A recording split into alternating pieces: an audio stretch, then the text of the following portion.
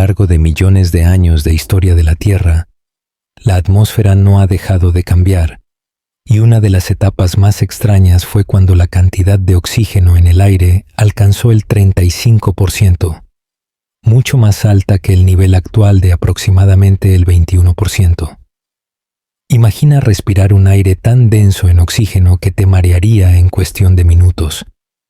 Un mundo donde un solo rayo podría incendiar incluso bosques húmedos en infiernos imparables.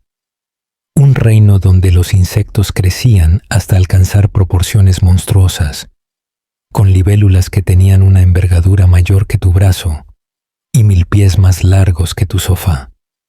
Bienvenidos a la Tierra durante el período carbonífero, cuando nuestra atmósfera contenía un 35% de oxígeno, casi el doble de lo que respiramos hoy, y durante la asombrosa cantidad de 60 millones de años, esta atmósfera sobrecargada transformó la vida de maneras que parecen imposibles. Así que, si estas historias te ayudan a relajarte o lo que sea, dale like o suscríbete. Y me da curiosidad saber dónde están todos. ¿Y tú? Comenta tu ciudad y la hora. Viendo los comentarios del video anterior me encontré con Miami, Manchester y Melbourne. Internet es un lugar extraño, ¿verdad? Esto no es solo una historia sobre bichos gigantes. Es sobre un capítulo tan bizarro de la biografía de nuestro planeta, cuando la química misma del aire redefinió todo lo que vivía. Es sobre cómo nuestro planeta una vez creó condiciones que nunca, de ninguna manera, volverán a existir. Y todo comenzó con un accidente evolutivo.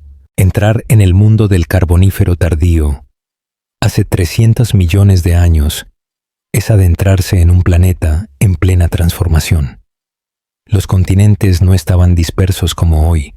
Se estaban uniendo en un único y enorme supercontinente llamado Pangea, una vasta masa de tierra que se extendía de polo a polo, rodeada por un solo océano global. La tierra era cruda, recién conquistada por la vida, y vibraba con humedad. Pero lo que realmente distinguía a esta era no era la forma de los continentes, sino los bosques. El período carbonífero vio el surgimiento de las primeras selvas tropicales verdaderas de la Tierra, y eran muy diferentes a cualquier cosa viva hoy. Elevándose sobre el paisaje se encontraban los licópsidos gigantes, antiguos musgos de palo, que crecían hasta 30 metros de altura. Eso es como un edificio de 10 pisos, y técnicamente ni siquiera eran árboles como los entendemos nosotros.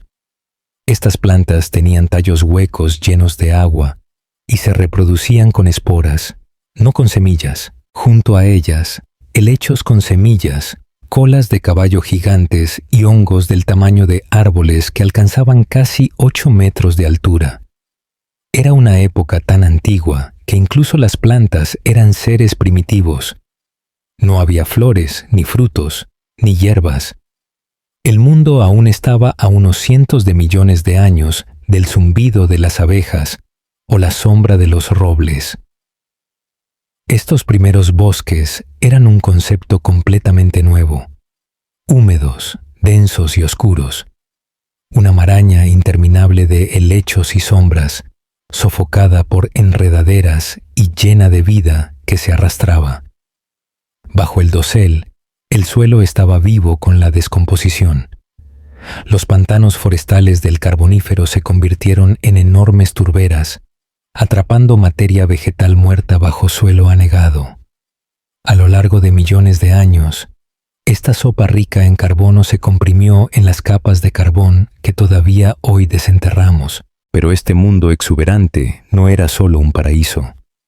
La densa vida vegetal liberaba cantidades masivas de oxígeno a la atmósfera a través de la fotosíntesis, mucho más de lo que el planeta había visto jamás.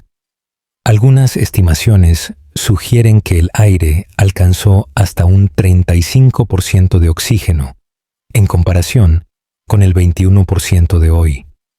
Eso sería suficiente para marear a un humano moderno con cada respiración, o para hacer que una vela se quemara el doble de rápido. Y este mundo rico en oxígeno era perfecto para un grupo, los artrópodos. Insectos, arañas, milpies y escorpiones prosperaban aquí, no solo en número, sino en tamaño. Los vertebrados, por el contrario, aún estaban resolviendo sus cosas. Los primeros anfibios habían dado el salto a la tierra y algunos habían crecido, unos 2 metros o más, pero estaban limitados por su piel húmeda y sus huevos dependientes del agua. Los reptiles apenas comenzaban a surgir, desarrollando la armadura seca y escamosa y los huevos con cáscara que algún día darían lugar a los dinosaurios. Pero por ahora, todos eran actores secundarios. Era un mundo de gigantes de quitina. Entonces, ¿cómo llegaron los insectos a tener esos tamaños monstruosos? El secreto está en cómo respiran. Si alguna vez te lo has preguntado, los insectos dependen de un sistema de suministro de oxígeno completamente diferente al de los mamíferos o reptiles, uno que es elegante pero críticamente ineficiente. Los insectos no tienen pulmones, ni diafragma, ni sacos de aire, ni respiraciones profundas. En cambio, todo su sistema respiratorio es una red ramificada de pequeños tubos llamados tráqueas, que entregan oxígeno directamente a sus células por difusión pasiva. Es como tener millones de tubos de respiración microscópicos que se extienden por todo su cuerpo. El oxígeno simplemente entra a través de aberturas en su exoesqueleto llamadas espiráculos y se difunde hacia donde se necesita. Este sistema funciona de maravilla para criaturas pequeñas, pero tiene un problema importante. No se adapta bien. Cuanto más grande es el cuerpo, más difícil es empujar el oxígeno por todo el camino sin un transporte activo. En la atmósfera actual, esto impone un límite estricto al tamaño de los insectos, siendo el más grande el hueta gigante de Nueva Zelanda. Estos parientes robustos de los grillos pueden alcanzar hasta 7 centímetros y pesar unos 70 gramos. Impresionante, pero aún lo suficientemente pequeño como para caber en tu mano. Pero durante el Carbonífero, la mayor concentración de oxígeno en la atmósfera significaba que incluso los insectos de cuerpo grande podían obtener suficiente oxígeno de forma pasiva. De repente, los insectos tenían mucho espacio para crecer. El oxígeno atmosférico actuó como un esteroide evolutivo para los invertebrados. Este vínculo no es solo teórico, ha sido probado. En 2007, investigadores de la Universidad Estatal de Arizona criaron insectos modernos en entornos controlados con diferentes concentraciones de oxígeno.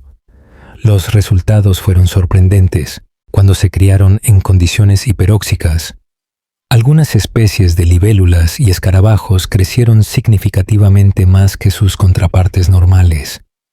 Los mismos principios que dieron forma a los gigantes hace millones de años todavía acechan dentro de sus genomas hoy. Imagina que estás parado en medio de una selva del Carbonífero.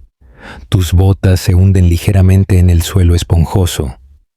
Turba densa y empapada de agua formada por millones de años de materia vegetal en descomposición. El aire es denso, no solo por la humedad, sino por el oxígeno. Un 35% de él. Eso es más de 1,5 veces lo que respiramos hoy. Te sientes aturdido. Tu pecho se eleva más rápido de lo habitual, no por pánico, sino por la química. Ese tipo de densidad de oxígeno te marearía, incluso te causaría euforia, y sería peligrosamente inflamable. Una chispa, un rayo, e incluso la madera más húmeda podría incendiarse. ¿Alguna vez has oído hablar de la combustión espontánea? En esta atmósfera, no sería un mito. Miras hacia abajo y ves raíces serpenteando por el suelo del pantano, como venas bajo la piel de la tierra. Por todas partes hay movimiento, pequeños artrópodos, anfibios primitivos, cosas con demasiadas patas y muy poca consideración por tu presencia, pero el verdadero espectáculo está arriba. Levantas la vista y por un segundo tu cerebro lucha por dar sentido a lo que está viendo, porque allí arriba, en el cielo cubierto por el dosel, hay criaturas que no deberían existir, no en tu mundo, no según tus reglas. Oyes un aleteo sobre tu cabeza, un par de alas atraviesan la luz filtrada del dosel del carbonífero, y por un momento parece un pájaro, si los pájaros nunca se hubieran inventado y la evolución hubiera intentado algo diferente. No es un pájaro, es un Palaeodictyoptera, con una envergadura que oscila entre los 38 y 56 centímetros. Estos fueron algunos de los insectos alados más grandes que jamás existieron. Los fósiles muestran que se encontraban entre los primeros voladores en la historia de la Tierra, anteriores tanto a las libélulas verdaderas como a las mariposas modernas por decenas de millones de años. Pero a pesar de su tamaño, no eran depredadores.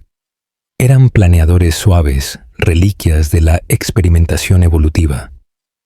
El nombre Palaeodictyoptera significa ala de red antigua, y le queda perfecto. Sus 4 alas principales, 2 delanteras y 2 traseras, estaban ricamente nervadas, formando patrones geométricos como los de un vitral o la seda de araña.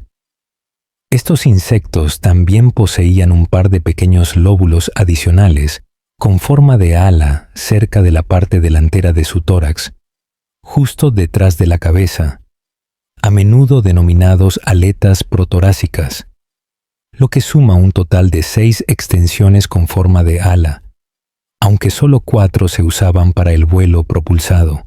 Estos lóbulos frontales no eran alas verdaderas en el sentido aerodinámico, pero pueden haber servido como estabilizadores o representado una etapa ancestral en la evolución de las alas.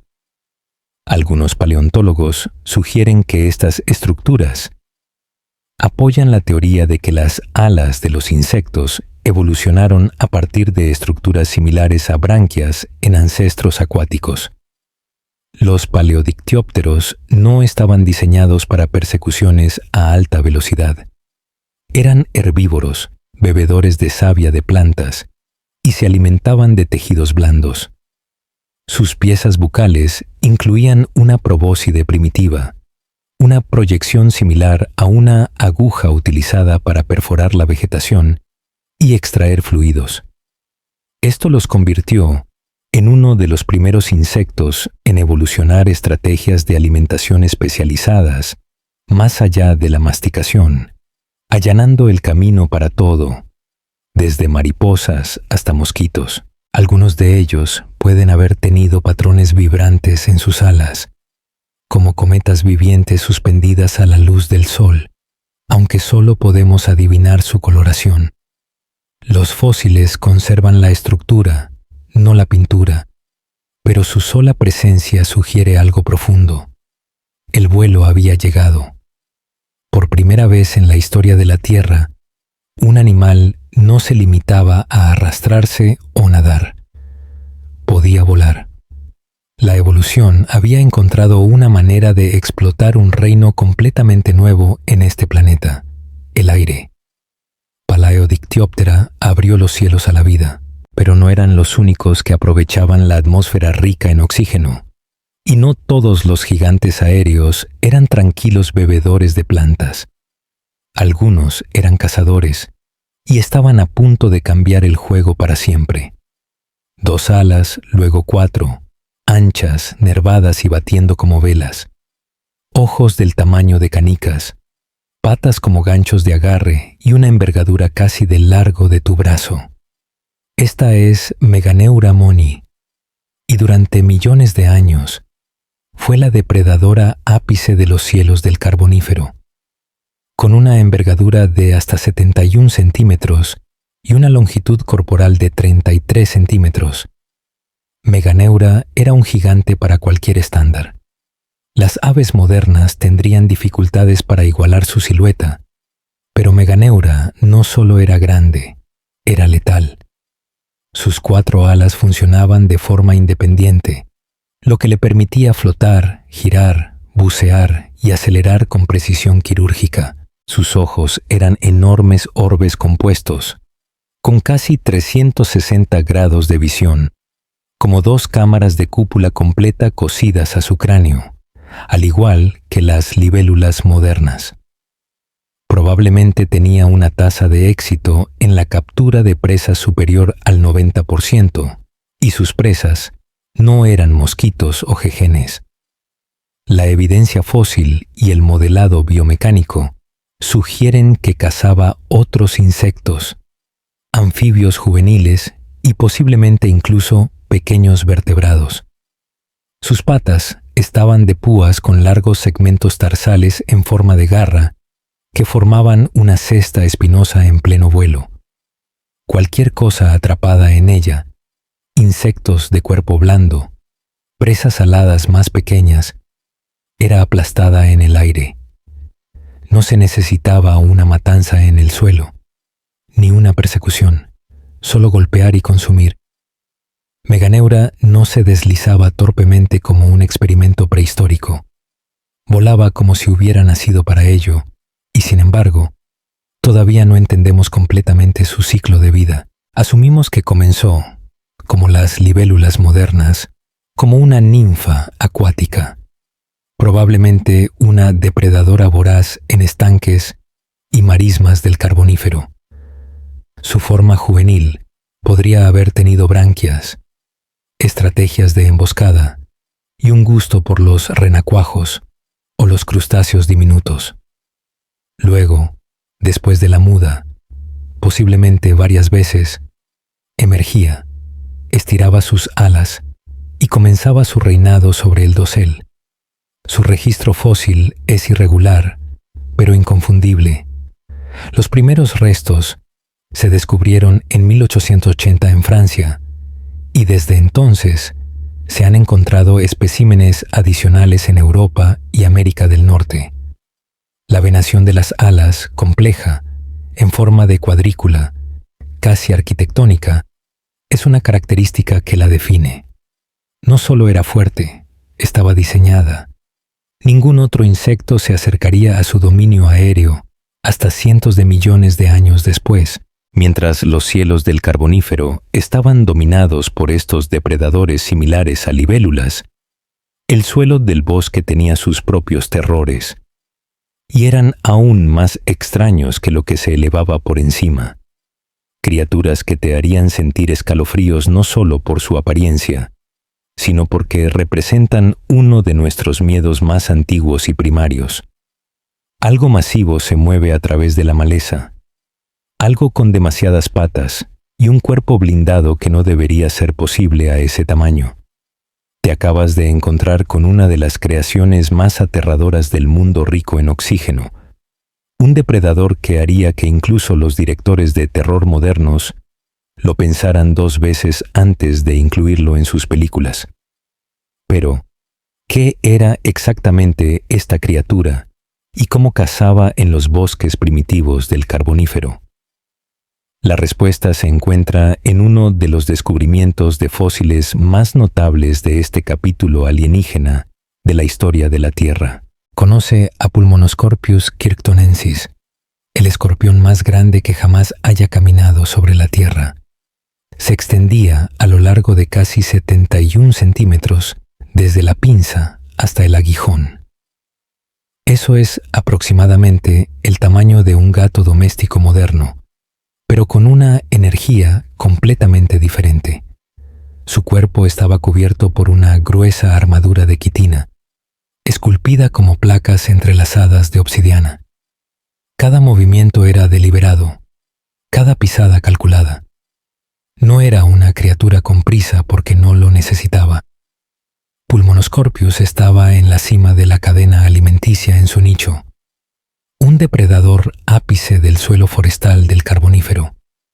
Cazaba por emboscada y por precisión sensorial, utilizando un conjunto de herramientas que parecía casi excesivo para su tiempo.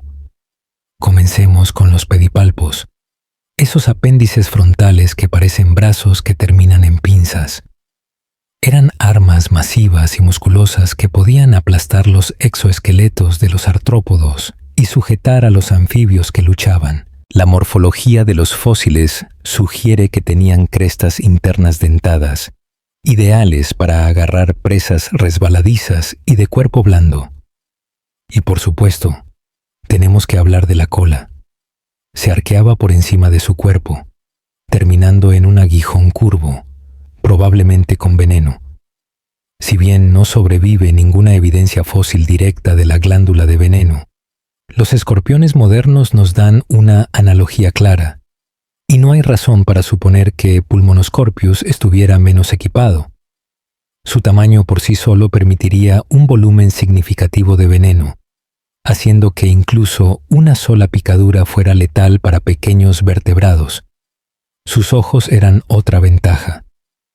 Pulmonoscorpius tenía dos tipos principales: un par central que probablemente proporcionaba percepción de profundidad espacial, y ojos laterales distribuidos por su caparazón para detectar el movimiento y los cambios en la luz. Al igual que los arácnidos modernos, también pudo haber tenido pelos sensoriales llamados tricobotrías, que podían detectar el más mínimo movimiento del aire. Podía sentir que su presa se acercaba mucho antes de que llegara. Incluso las vibraciones en el suelo causadas por los suaves pasos de un tetrápodo juvenil podían ser suficientes para delatar su posición. Y eso convirtió a Pulmonoscorpius en un depredador de emboscada perfecto. No perseguía, esperaba. Se camuflaba en los espacios oscuros debajo de los troncos de los musgos de palo en descomposición, o se agachaba debajo de una manta de hojarasca de helechos, donde su cuerpo blindado era casi indistinguible de su entorno. Luego, chasquido, golpe, inyección, espera. Es probable que se alimentara de una variedad de criaturas: artrópodos más pequeños, moluscos, anfibios primitivos, incluso los primeros reptiles primitivos, si eran lo suficientemente lentos o desafortunados. Los registros fósiles de la cantera de Curtin, en Escocia, lo sitúan de lleno en el Carbonífero, prosperando en lo que alguna vez fue un ambiente de humedal lleno de vegetación caída y maleza densa, un terreno perfecto para los depredadores de emboscada. Pero a pesar de su apariencia aterradora, Pulmonoscorpius fue un fenómeno único. Los escorpiones modernos rara vez superan los 20 centímetros, e incluso la especie viva más grande, el escorpión emperador, es una fracción de su ancestro extinto. Aún así, durante un breve momento en la historia de la Tierra, este antiguo cazador no tuvo rival, y sin embargo, había artrópodos aún más grandes caminando por el paisaje del Carbonífero. Al principio, podrías pensar que es un tronco que está siendo arrastrado por el suelo del bosque, pero luego se dobla alrededor de un tronco de árbol. Este es Artropleura, y es, literalmente, el invertebrado terrestre más grande que jamás haya existido. Lo sabemos no solo por los fósiles, sino por las huellas. Impresiones masivas y ondulantes dejadas en los sedimentos del Carbonífero y conservadas en el registro de piedra. Algunas son tan anchas y profundas que podrías acostarte dentro de ellas. Artropleura medía hasta 2,6 metros de largo y pesaba tanto como un perro grande o más. Parecía un milpiés, pero no se parecía en nada a los que se acurrucan en tu jardín. Artropleura era un híbrido de 100 pies y tanque de varias toneladas cubierto por un exoesqueleto duro y segmentado. Sus placas dorsales se unían como tejas, dándole protección desde arriba, mientras que sus docenas de pares de patas le daban tracción a través del barro, las redes de raíces y la materia vegetal en descomposición. A pesar de su tamaño aterrador, Artropleura parece haber sido un herbívoro o detritívoro, un descomponedor que se alimentaba de vegetación en descomposición, musgos y tal vez incluso materia fúngica. La evidencia fósil del contenido de su intestino es escasa, pero la estructura de su mandíbula carece de las características perforantes o cortantes que esperarías de un depredador. En cambio, es probable que triturara los tejidos blandos de las plantas, convirtiendo lentamente el suelo del bosque en mantillo. Y sin embargo, en este mundo, ser masivo era una forma de protección en sí misma. El tamaño significaba seguridad. Incluso depredadores como Pulmonoscorpius probablemente lo habrían pensado 2 veces antes de atacar a un animal con un caparazón casi impenetrable y masa de su lado. Ningún vertebrado conocido de esa época podía desafiarlo en una confrontación directa. Su evidencia fósil generalizada de Escocia, Alemania y América del Norte sugiere que era común en los bosques de humedales del Carbonífero, especialmente en áreas propensas a inundaciones periódicas donde la materia vegetal en descomposición se acumulaba rápidamente. Y sin embargo, a pesar de todo su tamaño, nunca hemos encontrado su cabeza completa. La estructura exacta de sus piezas bucales sigue siendo un misterio, al igual que gran parte de su biología reproductiva. ¿Protegía sus huevos? ¿Se enterraba?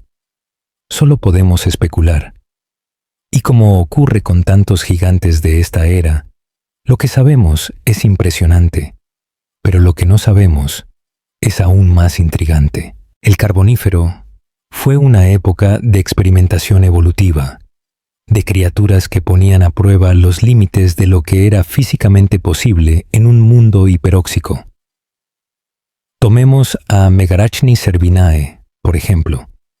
Durante décadas, ese prefijo mega se tomó literalmente. Se consideró la araña más grande que jamás haya vivido.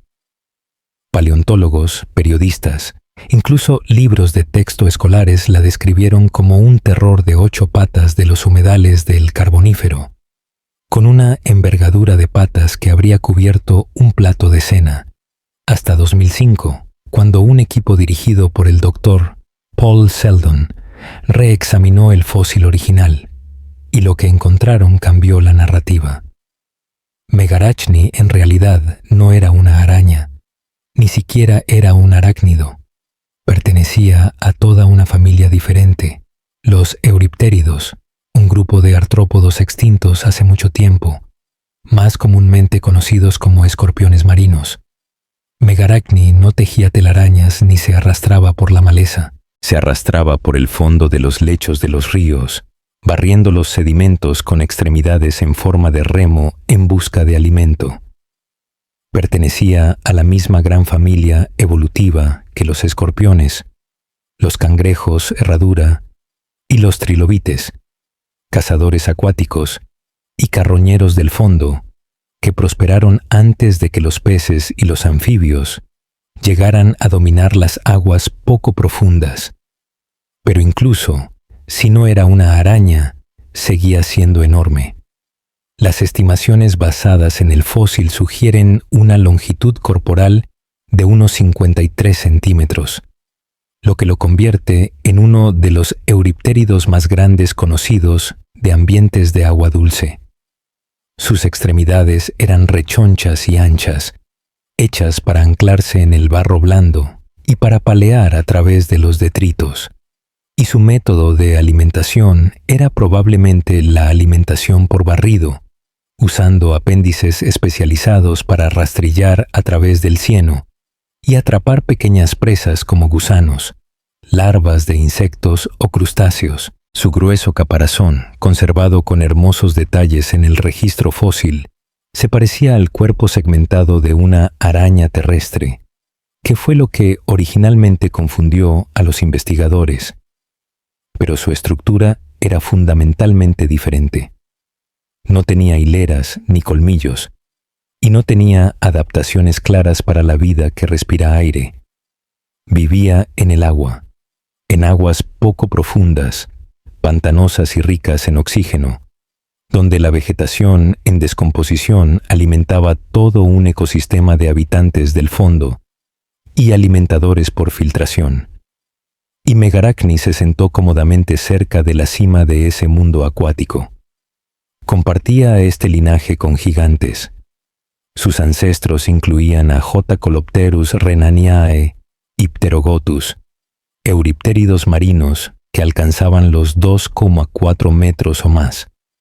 Megarachni era más pequeño pero único, uno de los pocos euriptéridos adaptados al agua dulce, tendiendo un puente sobre una transición crítica de los ecosistemas oceánicos a los terrestres. Y cuando miras su cuerpo blindado y sus extremidades aplanadas, ves un tipo diferente de terror, algo tan ajeno a nosotros, tan fundamentalmente diferente en su plan corporal, que desencadena un miedo instintivo, una reacción a algo que rompe todas las reglas de lo que debería ser un animal. Pero no todos los terrores del Carbonífero necesitaban tamaño o velocidad.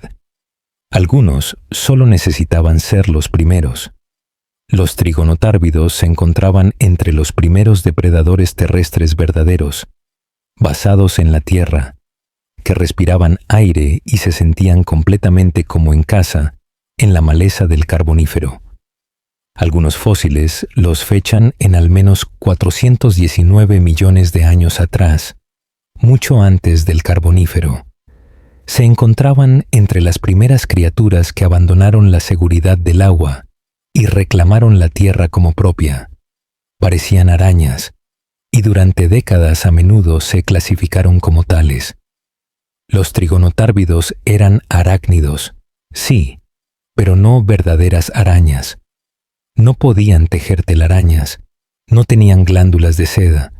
En cambio, sus cuerpos eran bajos, segmentados y fuertemente blindados con un caparazón similar a una concha, que protegía su cabeza y tórax. Sus abdómenes estaban cubiertos de placas, y sus 8 patas eran espinosas y ágiles, ideales para navegar por el suelo desordenado del bosque.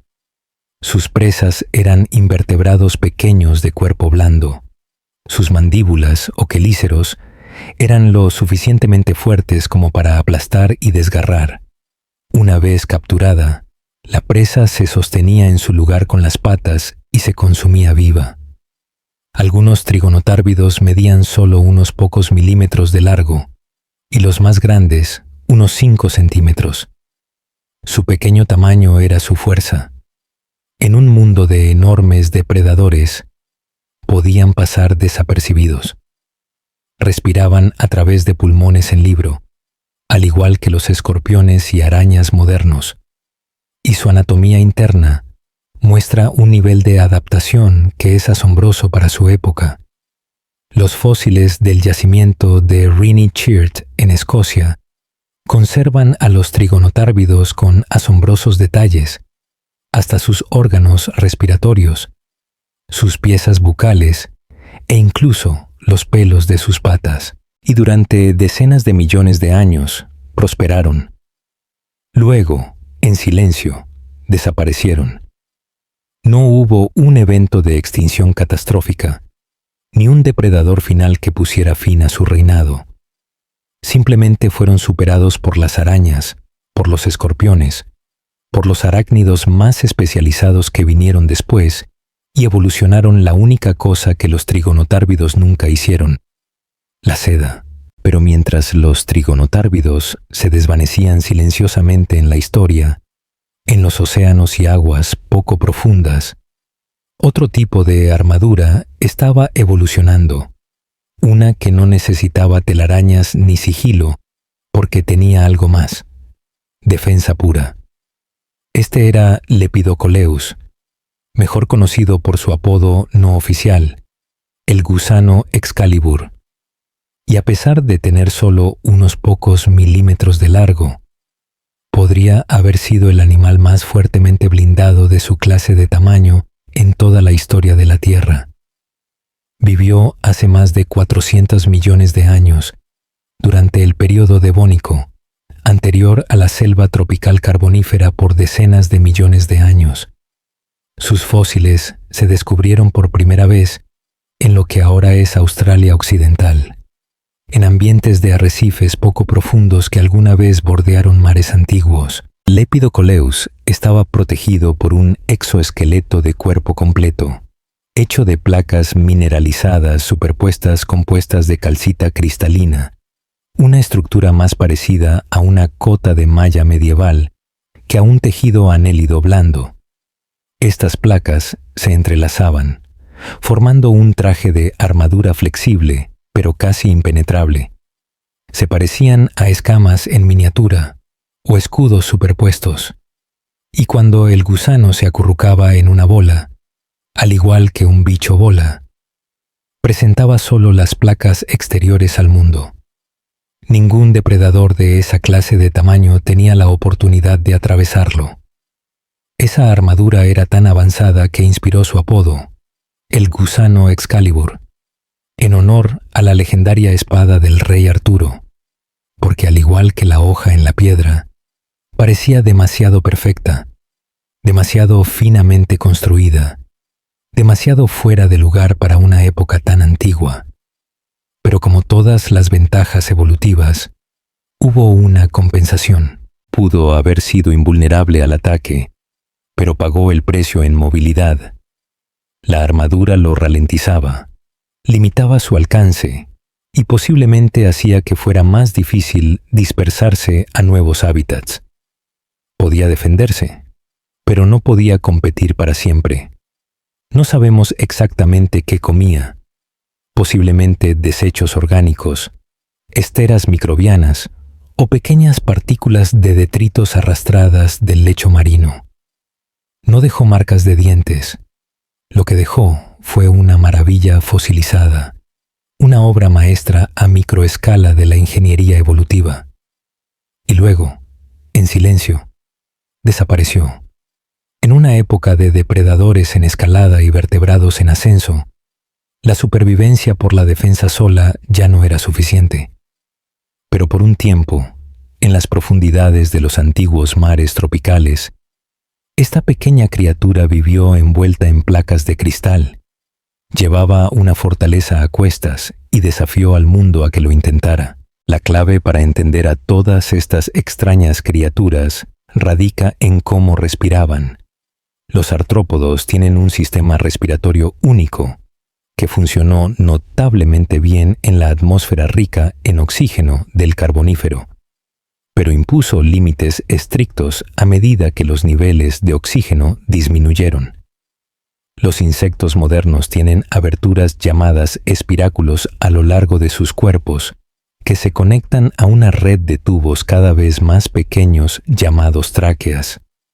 Estos tubos se ramifican por todo el cuerpo, entregando oxígeno directamente a los tejidos a través de la difusión pasiva.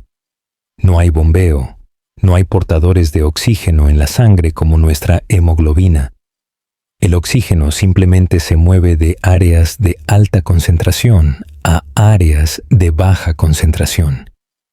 Este sistema es increíblemente eficiente para animales pequeños, porque el oxígeno va directamente a las células que lo necesitan. Los insectos pueden alcanzar tasas metabólicas extraordinariamente altas para su tamaño, lo que permite rápidos aleteos y movimientos. Pero hay una limitación crítica. La difusión solo funciona a distancias cortas. Cuanto más grande se vuelve un insecto, más largos deben ser sus tubos traqueales y más difícil es para el oxígeno llegar al centro del cuerpo. En la atmósfera actual, con un 21% de oxígeno, esto crea un límite de tamaño estricto, pero en el Carbonífero, con un 35% de oxígeno, ese límite se levantó. De repente, la difusión pasiva podía funcionar a distancias mucho mayores. Los insectos gigantes no solo eran posibles, eran inevitables. Los mismos principios físicos que limitan el tamaño de los insectos hoy les permitieron crecer enormemente en el pasado rico en oxígeno, pero no se trataba solo de respirar. Los gigantes del Carbonífero también tenían una fuerza increíble. Si tuvieras que comparar insectos, mamíferos y reptiles En una competencia de fuerza libra por libra, los insectos ganarían fácilmente. El escarabajo pelotero puede tirar de 1.141 veces su peso corporal. Si un humano tuviera que hacer lo mismo, necesitaríamos tirar de 6 autobuses simultáneamente. Otros contendientes incluyen el escarabajo rinoceronte con 850 veces su peso corporal, la hormiga cortadora de hojas que transporta de 50 a 100 veces su peso, y la hormiga de mandíbula trampa con una fuerza de mordida de 50 veces su peso corporal. Superan a otras potencias de la naturaleza como los tigres, los osos grizzly y los gorilas de espalda plateada. Incluso el poderoso gorila solo logra unas 10 veces su peso corporal. Todo esto proviene de la estructura de su exoesqueleto y la disposición de sus músculos, lo que les permite ejercer una fuerza tremenda en relación con su tamaño. Ahora imagina estas mismas ventajas mecánicas a la altura de un perro o más grande en el Carbonífero. La fuerza de estos antiguos artrópodos habría sido absolutamente fenomenal, pero la era de los insectos se acercaba a su fin, y la causa no fue lo que podrías esperar.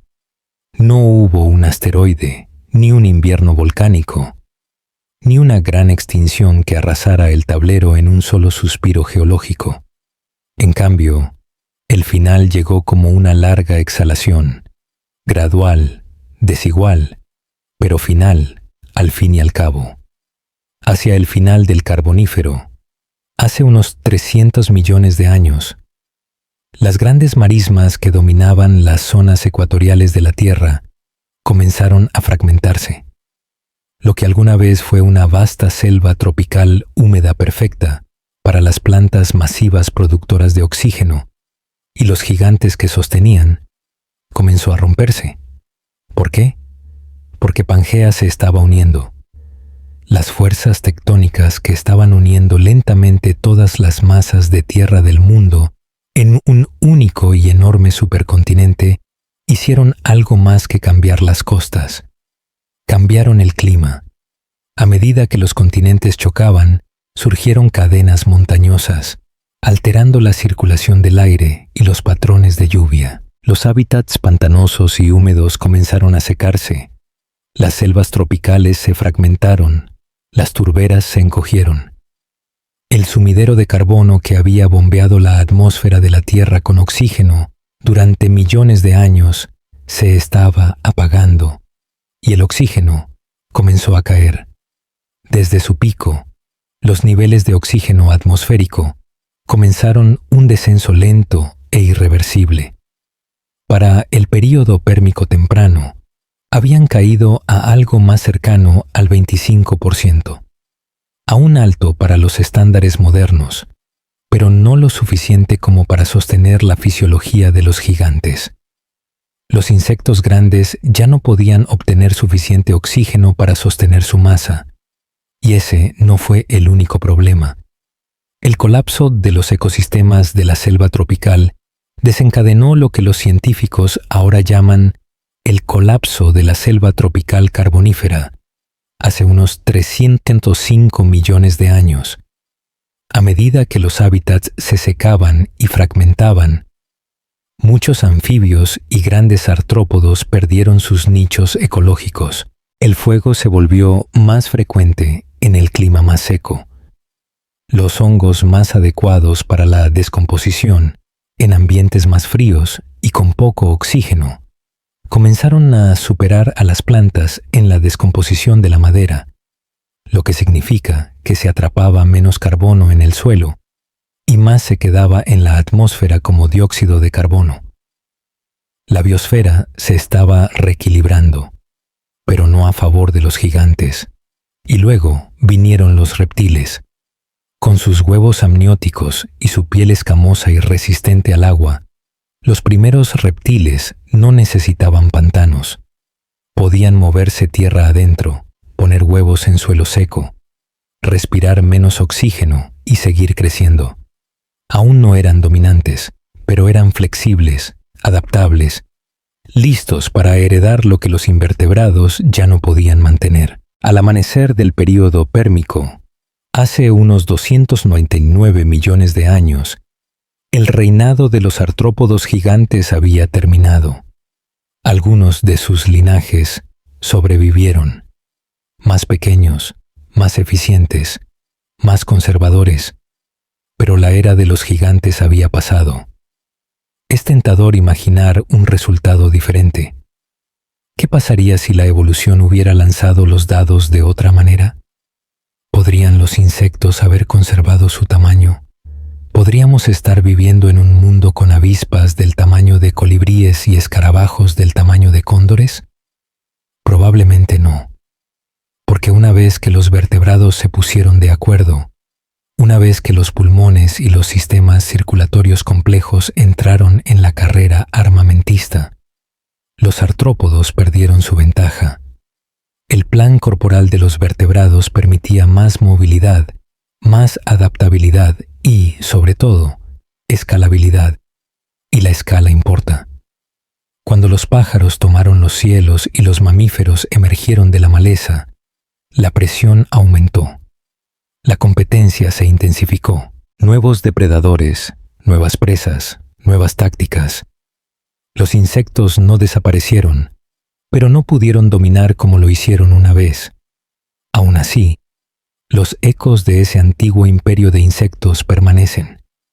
Lo vemos en el deslizamiento silencioso de las libélulas, cuya mecánica de vuelo no ha cambiado en 300 millones de años, en la armadura segmentada de los milpiés, en la elegancia alienígena de las mantis religiosas, cazando pacientemente como dinosaurios en miniatura.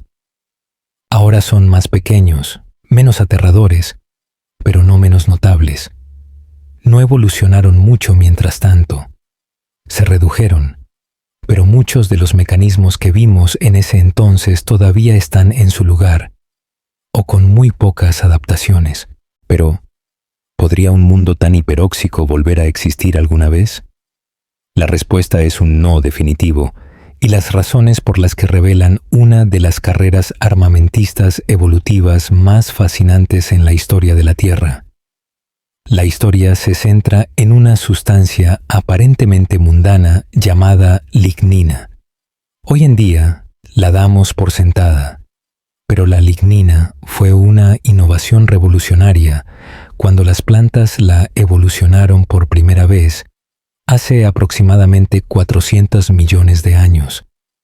Este polímero complejo le dio a las plantas un soporte rígido, lo que les permitió crecer más y competir por la luz solar. La lignina es lo que le da la madera a las plantas leñosas. Es un componente clave de los troncos de los árboles, ramas y otros tejidos de soporte. Pero la lignina tenía una propiedad que cambiaría la atmósfera de la Tierra. Era extremadamente difícil de descomponer biológicamente. Cuando las primeras plantas evolucionaron la lignina, nada en la Tierra podía descomponerla de manera eficiente. Cuando estas plantas morían, en lugar de pudrirse por completo, gran parte de su tejido rico en carbono quedaba enterrado en condiciones pantanosas, formando finalmente carbón. Esto creó un flujo unidireccional de carbono desde la atmósfera hacia el tejido vegetal, luego hacia el suelo. Y por cada átomo de carbono que se encerraba, el oxígeno libre permanecía en la atmósfera.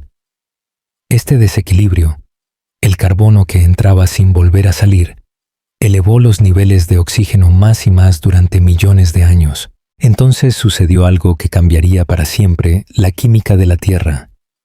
Hacia el final del período carbonífero, un cierto grupo de hongos evolucionó la capacidad de descomponer la lignina de manera eficiente.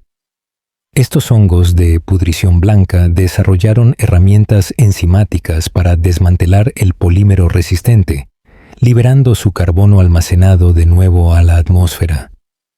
Fue una innovación evolutiva tan importante como la evolución de la propia lignina. De repente, la calle de carbono unidireccional se convirtió en un intercambio bidireccional. Las plantas muertas ahora podían descomponerse por completo. Su carbono regresaba a la atmósfera, lo que impedía la acumulación de oxígeno. Esta innovación fúngica fue tan eficiente que reconfiguró fundamentalmente el ciclo del carbono de la Tierra.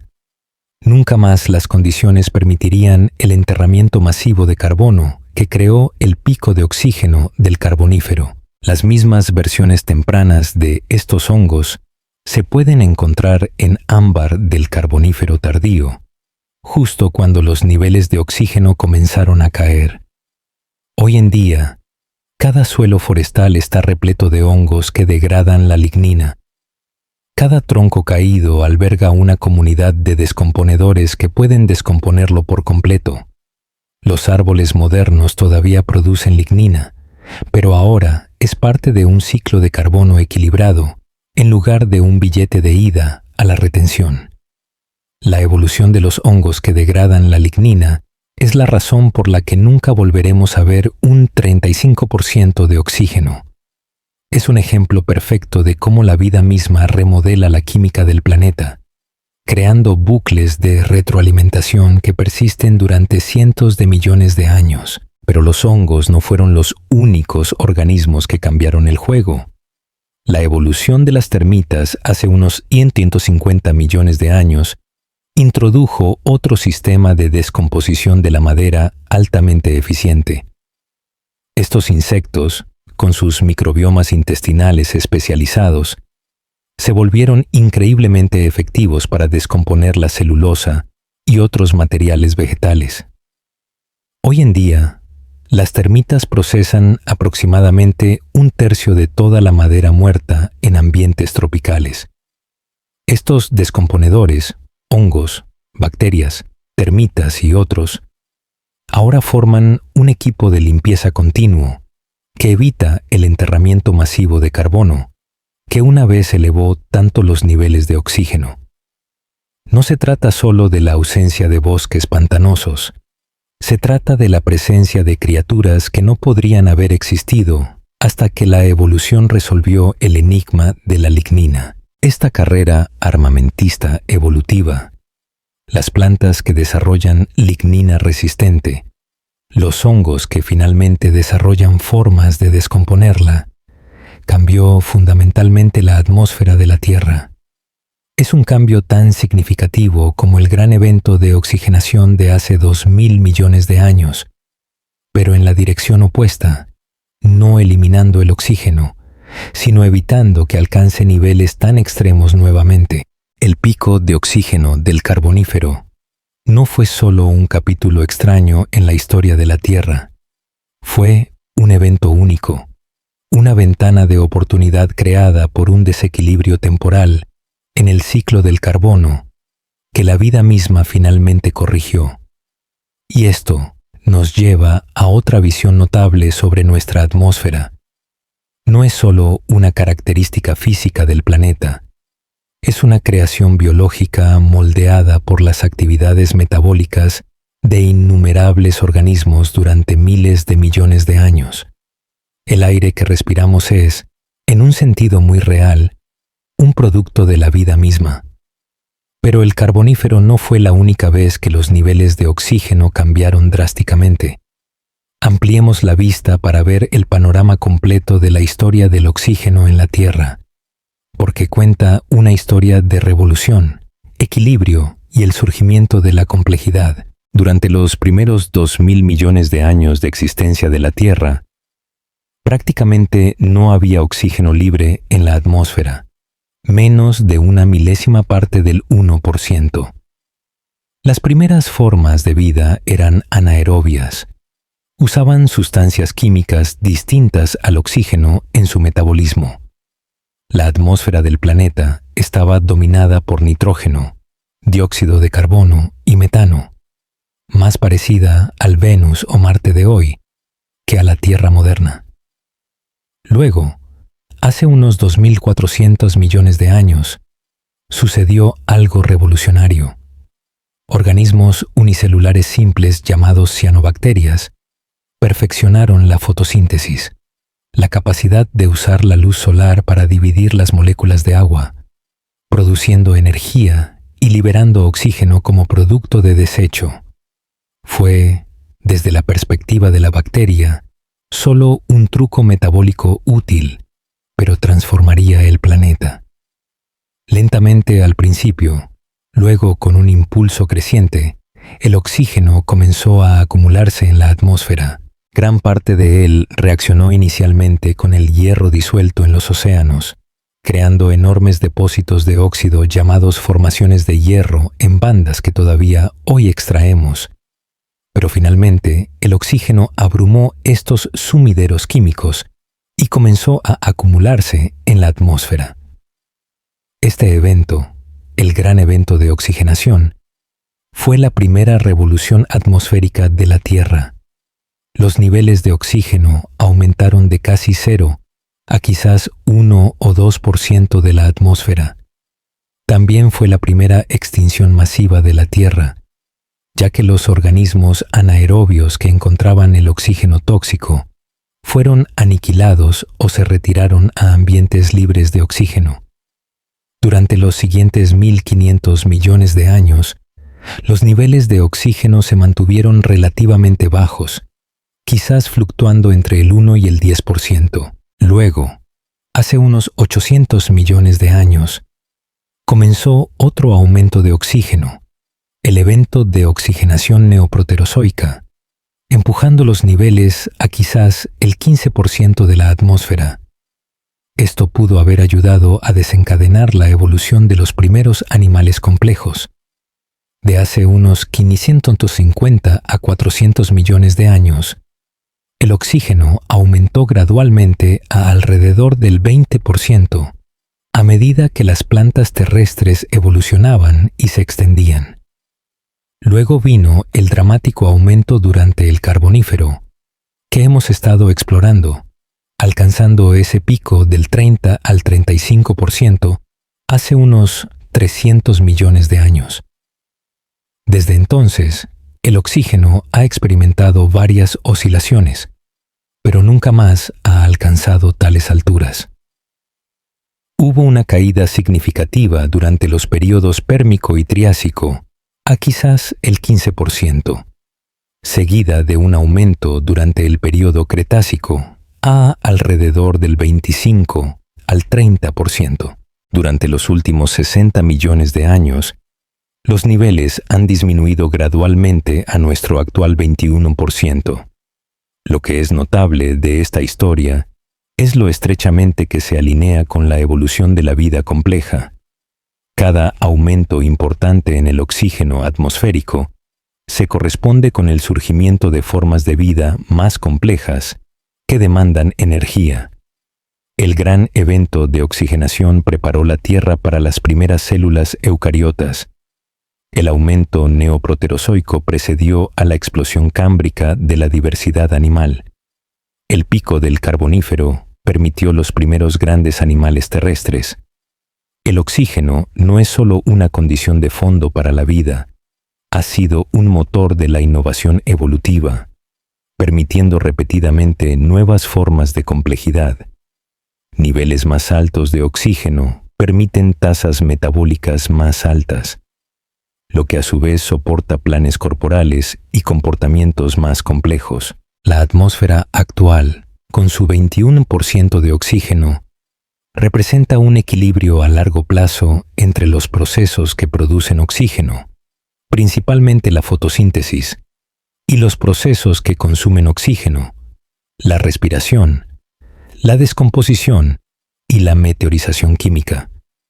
Es lo suficientemente alta como para sostener la vida compleja como la nuestra, pero lo suficientemente baja como para evitar los incendios incontrolables que habrían sido comunes en el Carbonífero. Las actividades humanas están causando una muy ligera disminución del oxígeno atmosférico, aproximadamente un 0,1% por año, a medida que quemamos combustibles fósiles. Esta tasa es demasiado pequeña para afectar la salud humana directamente, pero representa otro capítulo en la larga danza entre la vida y su entorno gaseoso. La historia del oxígeno de la Tierra es un recordatorio de que nuestro planeta no es estático. Ha pasado por transformaciones radicales, a veces impulsadas por las formas de vida más simples. El aire que respiramos hoy es el producto de miles de millones de años de actividad biológica, reacciones químicas y procesos geológicos. Es una atmósfera viva, constantemente mantenida por la biosfera, y nos lleva de vuelta al Carbonífero, una época en la que un desequilibrio temporal en este sistema creó condiciones tan ajenas que nunca se han repetido. Los insectos gigantes de esa era no eran solo curiosidades, eran el producto de un momento atmosférico específico, beneficiarios de una breve ventana cuando el oxígeno alcanzó niveles que nunca se volverían a ver. Los científicos han confirmado experimentalmente la conexión entre el oxígeno y el tamaño de los insectos. En 2010, investigadores de la Universidad Estatal de Arizona realizaron un experimento elegante. Criaron moscas de la fruta en atmósferas con diferentes concentraciones de oxígeno durante varias generaciones. Los resultados fueron claros. Un mayor nivel de oxígeno condujo a tamaños corporales más grandes, mientras que un nivel de oxígeno más bajo produjo moscas más pequeñas. Experimentos similares con libélulas mostraron que las especies modernas criadas en un 35% de oxígeno desarrollaron una relación entre las alas y el cuerpo más grande y crecieron a tamaños muy por encima de su rango normal. Estos estudios demuestran que el potencial genético para el gigantismo todavía existe en los insectos modernos. Simplemente no pueden expresar estos rasgos en la atmósfera actual. Pero la historia se vuelve aún más interesante cuando consideramos otro factor, la densidad atmosférica. La atmósfera del Carbonífero no solo era rica en oxígeno, es probable que fuera más densa en general. Los modelos informáticos sugieren que la combinación de un mayor nivel de oxígeno y diferentes niveles de dióxido de carbono habría creado un aire que era aproximadamente un 20-25% más denso de lo que respiramos hoy. Para los insectos voladores, esto supuso una enorme diferencia. El aire más denso proporciona más sustentación a las alas, lo que hace que el vuelo sea más fácil y menos costoso en términos de energía. Meganeura, con su enorme envergadura, no solo podía respirar en el Carbonífero, sino que podía volar de manera más eficiente de lo que sería posible hoy, incluso si los niveles de oxígeno modernos pudieran soportar su tamaño. Este efecto de densidad se extendió más allá de los insectos. Los primeros tetrápodos, las criaturas parecidas a anfibios que apenas comenzaban a explotar los ambientes terrestres, habrían encontrado el aire denso y rico en oxígeno mucho más fácil de respirar a través de sus pulmones primitivos. Pudo haber sido un factor crucial que permitió a los vertebrados realizar la difícil transición del agua a la tierra. La atmósfera del Carbonífero también tenía otra característica distintiva. Era propensa a incendios espectaculares e imparables. Si bien los bosques modernos ciertamente pueden arder en condiciones secas, los bosques del Carbonífero podían arder incluso cuando estaban húmedos.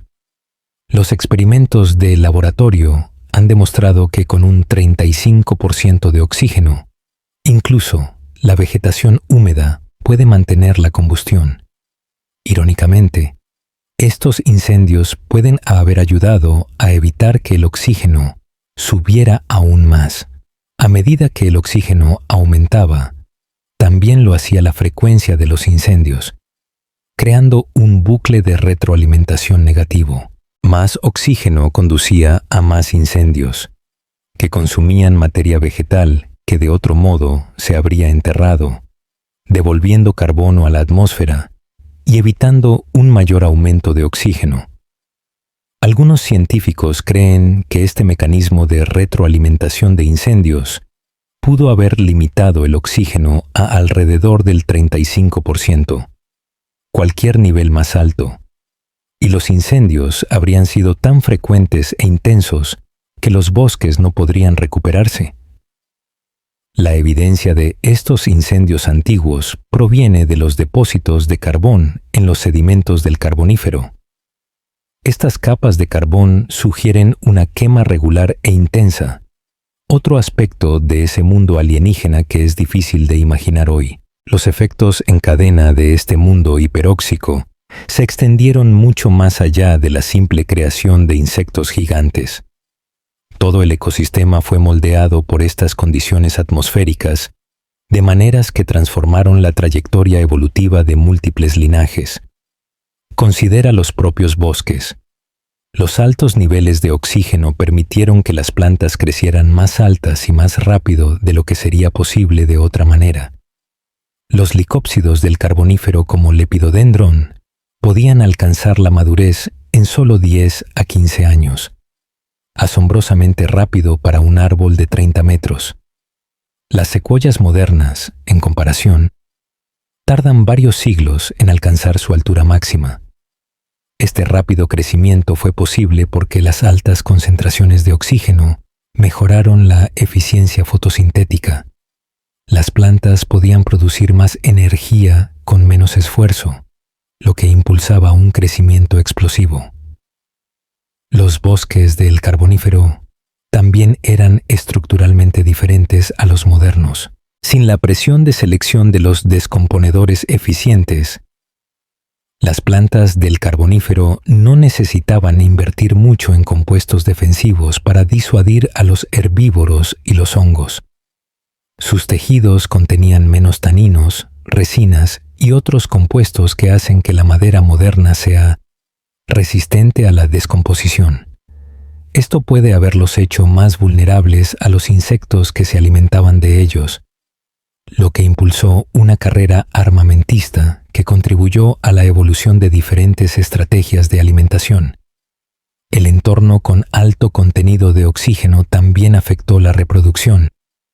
Muchas plantas del Carbonífero se reproducían a través de esporas en lugar de semillas, un método más primitivo que requiere agua para la fertilización. Las condiciones húmedas y pantanosas del Carbonífero eran perfectas para esta estrategia reproductiva, pero a medida que el clima se secó hacia el final del período, las plantas con semillas, que pueden fertilizarse con agua estancada, obtuvieron una ventaja evolutiva.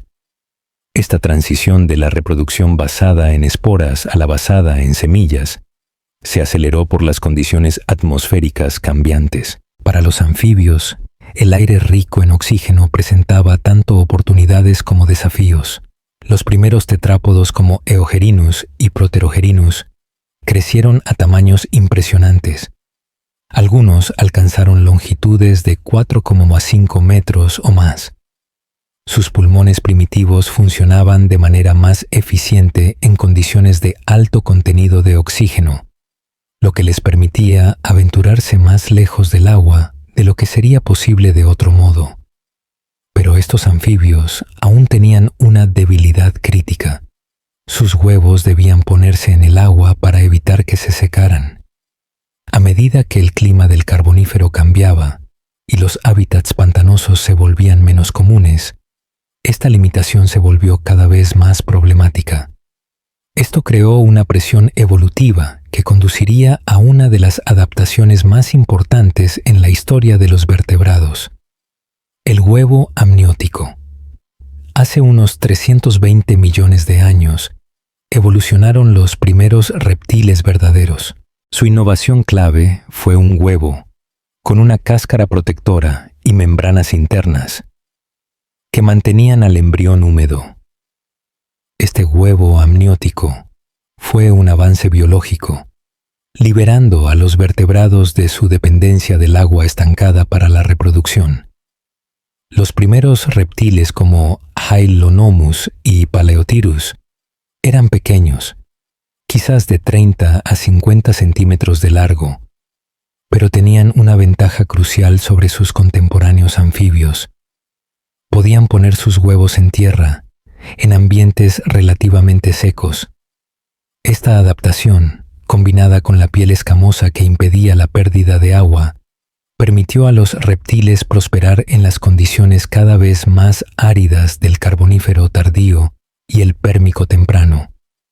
A medida que los niveles de oxígeno caían, la ventaja se desplazó hacia los organismos con sistemas respiratorios más eficientes. Los reptiles, con sus pulmones y sistemas circulatorios mejorados, estaban perfectamente posicionados para heredar el mundo que se estaba volviendo cada vez más hostil para los artrópodos gigantes.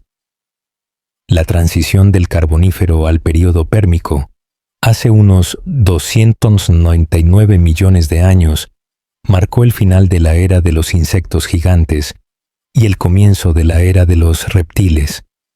Los niveles de oxígeno continuaron cayendo, alcanzando quizás un 15% durante partes del Pérmico, significativamente más bajo que el 21% de hoy.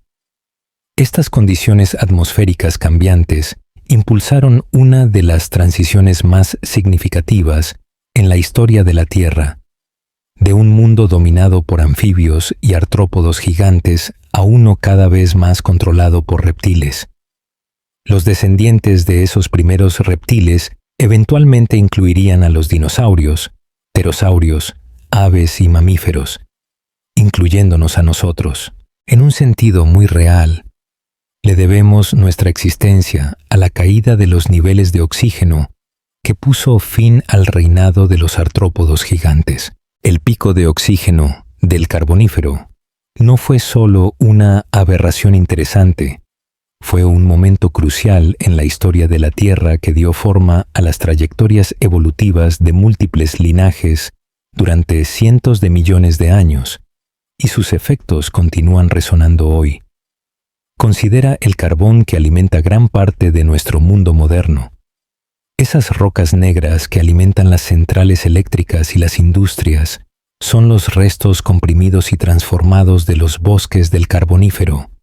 El nombre Carbonífero en sí mismo significa portador de carbón, lo que refleja la abundancia de depósitos de carbón de este período. Cuando quemamos carbón, estamos liberando carbono que fue retenido hace más de 300 millones de años, invirtiendo el proceso que creó el pico de oxígeno en primer lugar. Irónicamente, nuestro uso de combustibles fósiles está causando una muy ligera disminución del oxígeno atmosférico, aproximadamente un 0,001% por año. Esto es demasiado pequeño para afectar la salud humana directamente, pero representa un pequeño paso hacia la reversión del gran evento de oxigenación que hizo posible la vida compleja en primer lugar. Por supuesto, al ritmo actual, tardaríamos miles de años en marcar una diferencia significativa en los niveles de oxígeno y otros efectos del uso de combustibles fósiles, particularmente el cambio climático, son preocupaciones mucho más inmediatas. Pero la historia del oxígeno de la Tierra nos enseña algo profundo sobre nuestro planeta. No es un escenario estático sobre el que la vida actúa. Es un sistema dinámico en el que la vida y el medio ambiente se moldean mutuamente constantemente. El oxígeno que respiramos es generado biológicamente, mantenido por el metabolismo colectivo de innumerables organismos. Cambia los organismos y cambiarás la atmósfera. Esta perspectiva nos ayuda a entender por qué los investigadores de exoplanetas están tan interesados en detectar oxígeno en las atmósferas de mundos distantes. El oxígeno libre es relativamente reactivo y se uniría rápidamente con otros elementos si no se repone continuamente. En la Tierra, esa reposición proviene de la fotosíntesis. Encontrar una firma de oxígeno similar en otro planeta sería un fuerte indicador de vida, tal vez no de vida inteligente, pero al menos de organismos fotosintéticos que alteran su atmósfera planetaria, como lo han hecho en la Tierra. La búsqueda de biosignaturas, indicaciones químicas de vida en atmósferas de exoplanetas, es una de las fronteras más emocionantes de la astronomía y se basa en nuestra comprensión de cómo la atmósfera de la Tierra ha sido transformada por la vida durante miles de millones de años. Pero la historia del oxígeno también tiene implicaciones más cercanas a casa. Comprender cómo la composición atmosférica afecta la evolución nos da una idea de nuestra propia biología. Los humanos, como todos los mamíferos, dependemos en gran medida del oxígeno. Nuestras altas tasas metabólicas y cerebros hambrientos de energía requieren un suministro de oxígeno constante y eficiente. Es por eso que hemos evolucionado sistemas respiratorios y circulatorios tan sofisticados, pulmones con millones de alvéolos para maximizar el intercambio de gases y sangre rica en hemoglobina para transportar oxígeno por todo nuestro cuerpo. Estas adaptaciones reflejan nuestra historia evolutiva en un ambiente rico en oxígeno.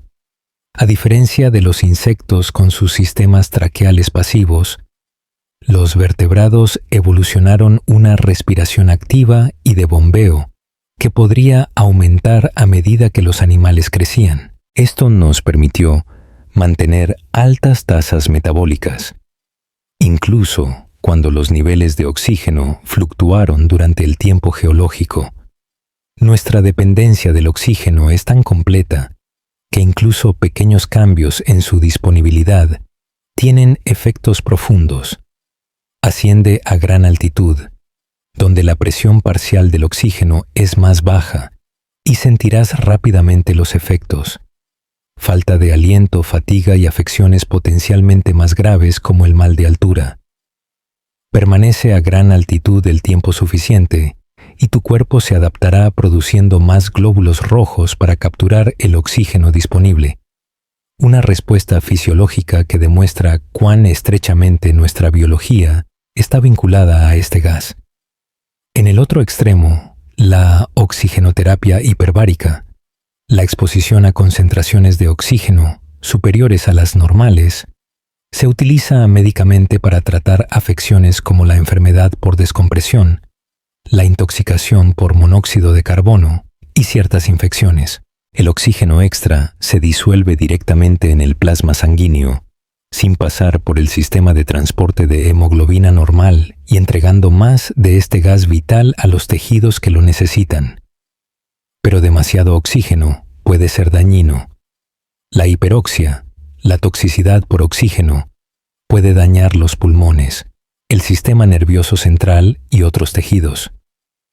Nuestras células han evolucionado para funcionar dentro de un rango relativamente estrecho de concentraciones de oxígeno. Como ricitos de oro, lo necesitamos justo, ni muy poco, ni demasiado. Este acto de equilibrio biológico refleja la larga historia del oxígeno en la Tierra. Nuestra fisiología está calibrada para el equilibrio atmosférico actual, un 21% de oxígeno a nivel del mar. Las desviaciones significativas en cualquier dirección requerirían ajustes biológicos sustanciales. Si de alguna manera nos transportaran de regreso al carbonífero con su 35% de oxígeno, experimentaríamos algo así como una intoxicación por oxígeno. Nuestro pensamiento se vería afectado, nuestra coordinación se vería perjudicada y, finalmente, podríamos sufrir convulsiones. La evolución no nos ha preparado para tales condiciones ricas en oxígeno, porque no han existido durante cientos de millones de años. Por el contrario, si los niveles de oxígeno cayeran significativamente, digamos al 15% que existía durante partes del Pérmico, nos sentiríamos constantemente sin aliento, como si estuviéramos a gran altitud. Nuestra fisiología actual está calibrada para la atmósfera en la que hemos evolucionado, no para las atmósferas del pasado profundo. Esto plantea una pregunta interesante sobre la adaptabilidad humana y la exploración espacial. A medida que contemplamos establecer la presencia humana en otros mundos, ya sea a través de visitas o asentamientos permanentes, tendremos que lidiar con diferentes composiciones atmosféricas. Marte, por ejemplo, tiene una atmósfera que es menos del 1% de la presión de la Tierra y contiene solo trazas de oxígeno. Cualquier habitación humana requeriría entornos mantenidos artificialmente con aire similar al de la Tierra. Aún más intrigantes son las propuestas para terraformar Marte, para transformar su atmósfera para que sea más parecida a la de la Tierra. Tales proyectos tendrían que considerar no solo la temperatura y la presión, sino la mezcla de gases específica que requiere la fisiología humana. Somos, en un sentido muy real, criaturas de nuestra atmósfera, moldeadas por su química particular durante millones de años de evolución. Esto nos lleva de vuelta al Carbonífero y sus lecciones sobre el cambio atmosférico. La transición de un nivel alto a bajo de oxígeno, al final de ese período, impulsó cambios evolutivos masivos y eventos de extinción. Es un recordatorio de que cuando las atmósferas cambian, la vida debe adaptarse o perecer. Hoy estamos causando un cambio atmosférico de un tipo diferente, no principalmente en los niveles de oxígeno, sino en los gases de efecto invernadero como el dióxido de carbono. La tasa de este cambio no tiene precedentes en la historia geológica, ocurriendo en décadas en lugar de millones de años. La lección del Carbonífero es clara. El cambio atmosférico impulsa el cambio biológico, a menudo de maneras que son difíciles de predecir. Pero hay otra lección del Carbonífero que es igualmente importante. Los insectos y otros artrópodos que una vez crecieron a tamaños enormes no desaparecieron cuando cayeron los niveles de oxígeno. Se adaptaron. Evolucionaron sistemas respiratorios más eficientes. Redujeron el tamaño de su cuerpo para que coincidiera con las nuevas restricciones atmosféricas y se diversificaron en innumerables nichos nuevos. Hoy en día, los insectos se encuentran entre los animales más exitosos de la Tierra, con más de 1 millón de especies descritas y muchas más por descubrir.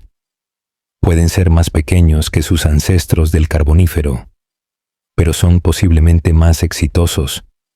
Han colonizado prácticamente todos los hábitats terrestres del planeta, desde desiertos hasta selvas tropicales, desde picos de montañas hasta entornos urbanos. Esta adaptabilidad es un sello distintivo de la vida en la Tierra. Cuando las condiciones cambian, la vida encuentra una manera de continuar, aunque a menudo en nuevas formas y con nuevos grupos dominantes.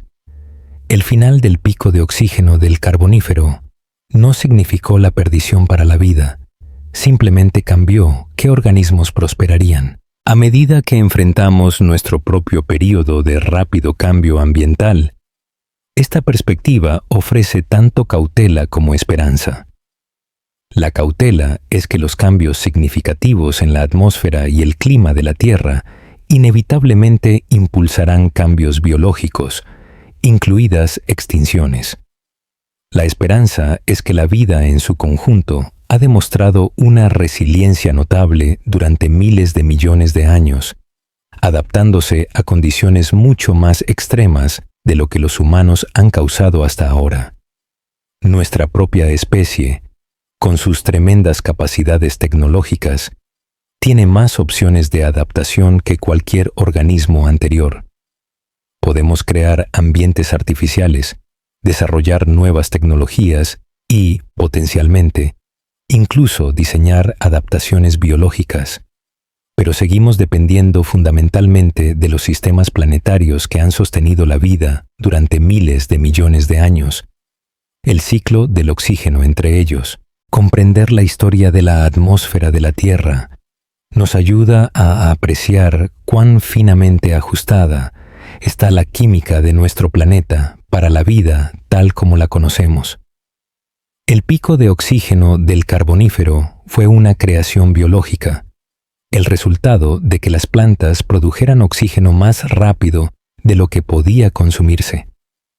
Su final fue igualmente biológico, la evolución de los descomponedores que podían descomponer la lignina y devolver el carbono a la atmósfera. En ambos casos, la vida dio forma a la atmósfera, que a su vez dio forma a la vida. Hoy, los humanos nos hemos convertido en una fuerza geológica, capaz de alterar la química atmosférica a escala global.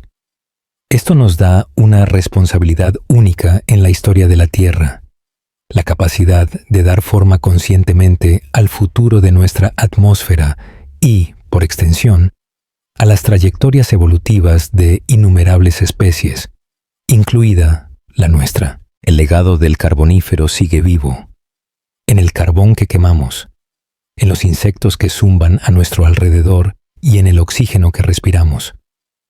Al comprender este antiguo mundo hiperóxico y su eventual transformación, obtenemos una perspectiva de nuestro propio momento en la larga historia atmosférica de la Tierra. Caminamos por un mundo más tranquilo ahora. Los gigantes se han ido, pero sus historias aún están escritas en piedra, en las capas de carbón, en los genomas de sus descendientes y en la composición misma del aire que nos rodea. El carbonífero no fue solo un capítulo extraño en la historia de la Tierra, fue un momento en el que el aire mismo cambió lo que la vida podía ser, cuando las criaturas que hoy nos parecen imposibles eran simplemente normales. Y esa perspectiva, que la Tierra ha sido muchos mundos diferentes a lo largo de su larga historia, es quizás la visión más valiosa de todas. Nos recuerda que nuestro mundo actual no es el único posible. La Tierra ha sido y será muchas cosas. El carbonífero, con sus insectos gigantes y su aire rico en oxígeno, es solo un capítulo en esa historia en curso, un recordatorio de cuán a fondo nuestro planeta puede reinventarse si se le da la oportunidad. Ahora, los seres humanos también estamos creando nuestras propias alteraciones en la atmósfera. Esta historia no solo es una advertencia, sino también una fuente de inspiración. Aunque todo pueda cambiar rápidamente, la vida siempre encuentra la manera de sobrevivir, siempre descubre nuevas oportunidades. El mayor poder no es la permanencia, sino la capacidad de adaptarse. ¿Podremos aprender del pasado para convertirnos en los seres más inteligentes en la adaptación? Esta historia llega a su fin, pero el viaje de descubrimiento continúa. Si este contenido te ha parecido interesante, no olvides dar me gusta, suscribirte y dejar un comentario con tus pensamientos. Nos vemos en la próxima.